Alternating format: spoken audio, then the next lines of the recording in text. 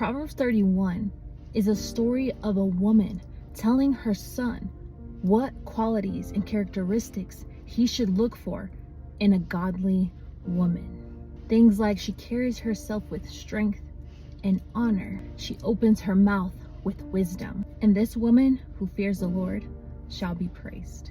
So let this proverb encourage you that it's not just a proverb for us women, but it's us to encourage our sons how to pray and look for the qualities of a godly woman.